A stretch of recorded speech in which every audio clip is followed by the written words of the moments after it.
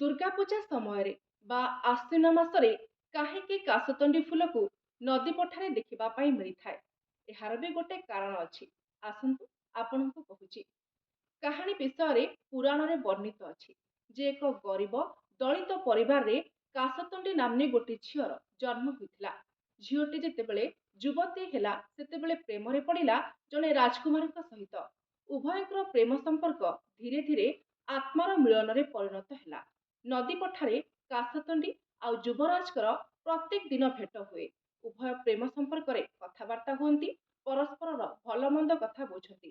ଆଉ ଯେତେବେଳେ ଉଭୟ ବିବାହ କରିବା ପାଇଁ ନିଷ୍ପତ୍ତି ନେଲେ, ସେତେବେଳେ ରାଜ୍ୟର ରାଜା ବା ଯୁବରାଜଙ୍କର ପିତା ଜାଣିବା ପାଇଁ ପାଇଲେ ଯେ ତାଙ୍କର ଏକମାତ୍ର ସୁପୁତ୍ର ପ୍ରେମରେ ପଡ଼ିଛି ଜଣେ ଗରିବ ଦଳିତ ବା ଛୋଟ ଘରର ଝିଅ ପ୍ରେମରେ।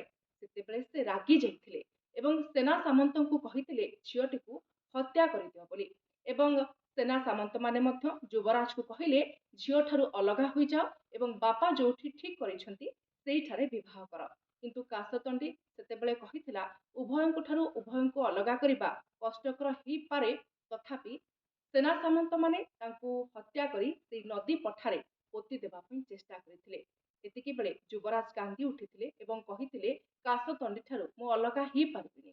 କିନ୍ତୁ କାଶତଣ୍ଡି ହସି ହସି କହିଥିଲେ ମୁଁ ଛାଡ଼ିକି ଚାଲି ଯାଉଛି ସତ ବା ମୋର ଦେହ ଏଠି ଛାଡ଼ି ଚାଲି ଯାଉଛି ସତ, କିନ୍ତୁ ପ୍ରତ୍ୟେକ ବର୍ଷ ଠିକ୍ ଏଇ ଦୁର୍ଗା ପୂଜା ଅବସରରେ ବା ଆଶ୍ୱିନ ମାସରେ ଏଇ ନଦୀ ପଠା ଯୋଉଠି ଆମର ମିଳନ ହେଇଥିଲା ସେଠି ମୁଁ ପୁଣି ଥରେ ଫୁଟିବି।